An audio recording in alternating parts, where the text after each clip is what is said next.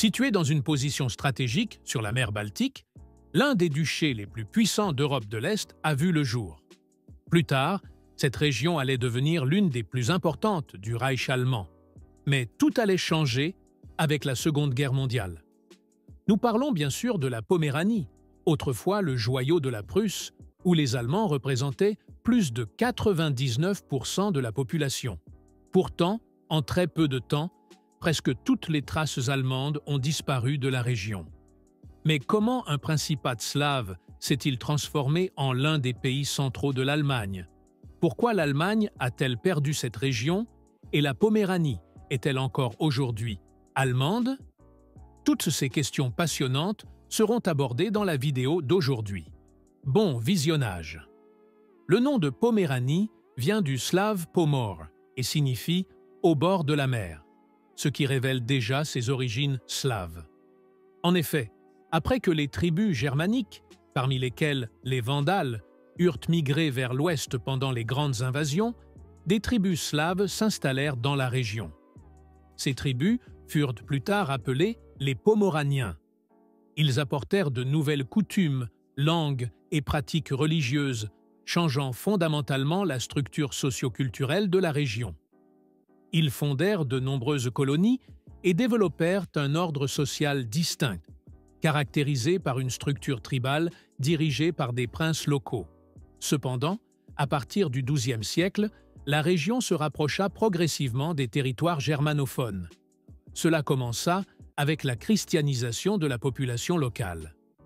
Des missionnaires venus du Saint-Empire romain germanique ainsi que du Danemark jouèrent un rôle décisif dans la diffusion du christianisme parmi les groupes slaves.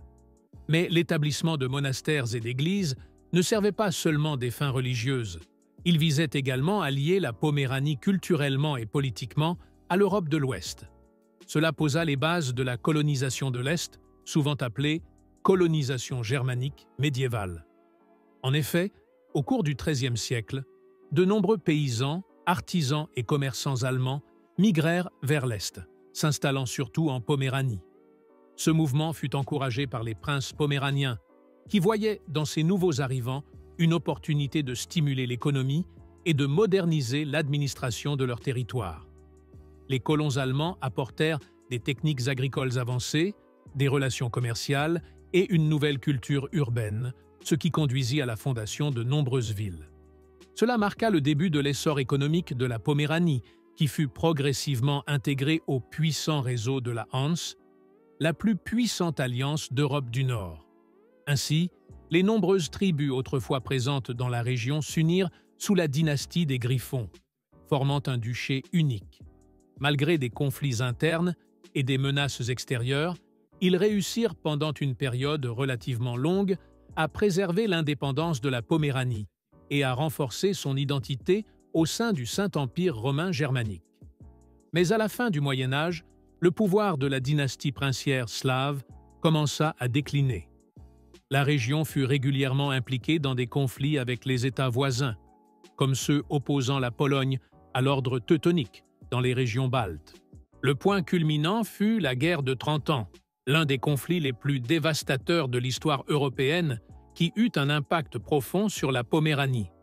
Non seulement la région fut mise à genoux en raison des batailles, des pillages et d'une perte massive de population, mais le dernier duc de la dynastie des Griffons mourut pendant le conflit sans héritier. Cela signifia la fin de la dynastie et, par conséquent, de l'indépendance politique de la Poméranie. Ainsi, lors de la paix de Westphalie, il fut décidé de diviser toute la région entre la Suède et le Brandebourg-Prusse.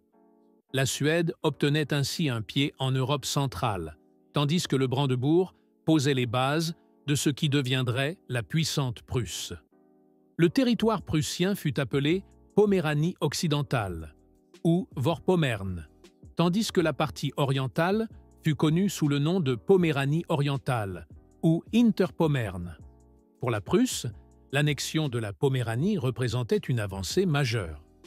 Non seulement elle offrait un accès considérable à la mer Baltique, y compris à de nombreux ports importants comme celui de Stettin, mais elle permettait aussi d'étendre son influence en Europe du Nord et de l'Est. De plus, Elle servait de zone tampon face à ses ennemis, la Pologne et la Suède.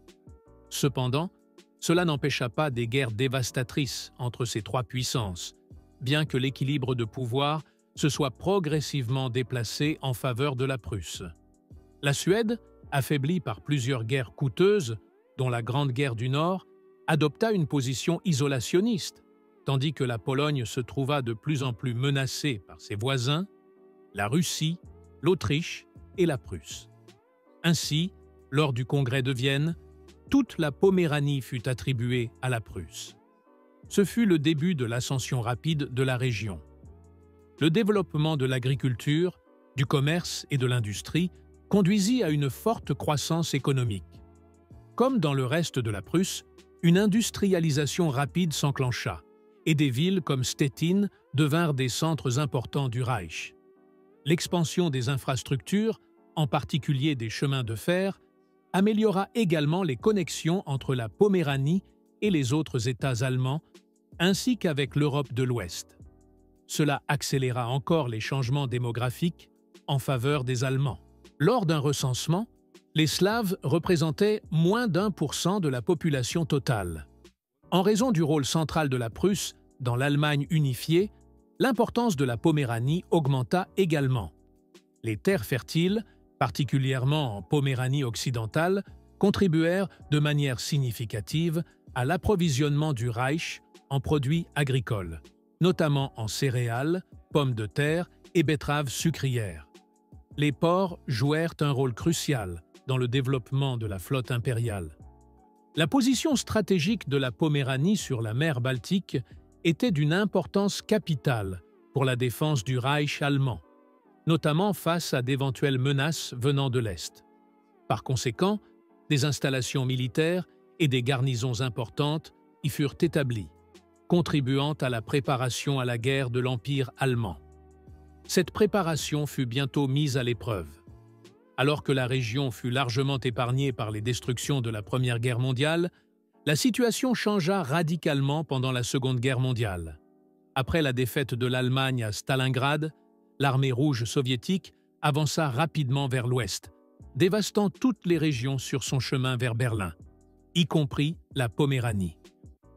Pendant la guerre, plusieurs lignes de défense furent érigées en Poméranie pour retarder ou empêcher l'avancée soviétique. Les combats s'intensifièrent particulièrement dans les derniers mois du conflit, lorsque l'armée rouge progressa vers Berlin. La ligne poméranienne, un réseau de fortifications, devait protéger Berlin. Mais malgré ses efforts, elle fut percée par l'armée rouge au début de l'année 1945. Face à l'avancée soviétique, des millions d'Allemands des provinces orientales du Reich, y compris de la Poméranie, fuirent vers l'ouest. Les conditions de fuite étaient extrêmement difficiles et beaucoup périrent de froid, de faim ou lors d'attaques soviétiques. Les villes comme Stettin et Köslin subirent également des bombardements massifs. Et la Seconde Guerre mondiale signifia aussi la fin de la Poméranie sous drapeau allemand. Après la guerre, conformément aux décisions de la conférence de Potsdam, une grande partie de la Poméranie fut attribuée à la Pologne. La population allemande restante fut en grande partie expulsée dans les années qui suivirent, et des Polonais ainsi que des colons d'autres parties de l'Europe de l'Est s'installèrent dans la région. Des millions d'Allemands furent systématiquement chassés de leurs maisons et durent souvent se déplacer vers l'ouest dans des conditions extrêmement difficiles, souffrant du manque de moyens de transport, de nourriture et de logement.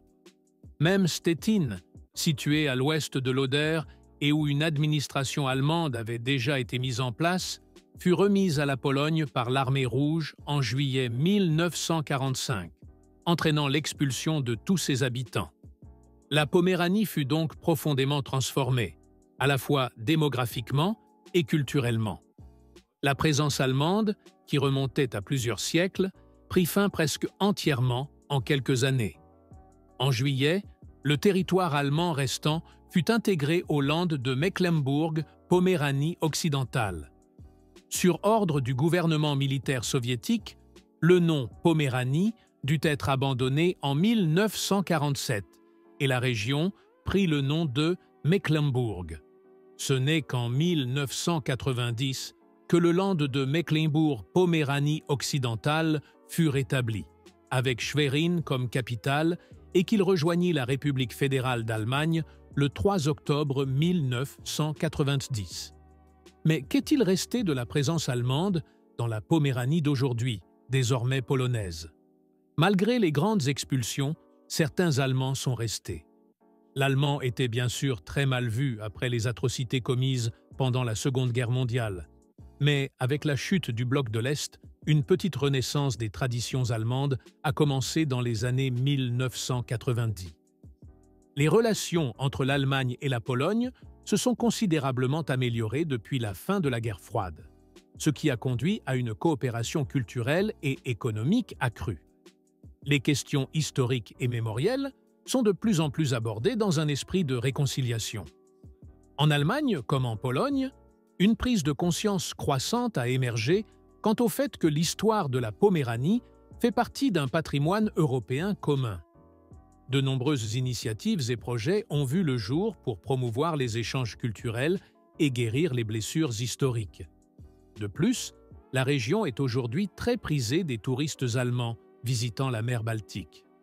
De nombreux bâtiments historiques témoignent encore de l'histoire allemande, et environ 5000 Allemands vivent encore aujourd'hui dans la région actuelle de Poméranie. Cela reste cependant beaucoup moins que dans d'autres anciens territoires allemands de l'Est. En Silésie, par exemple, vivent encore plus de 100 000 Allemands. Mais j'ai déjà fait une vidéo spécifique à ce sujet.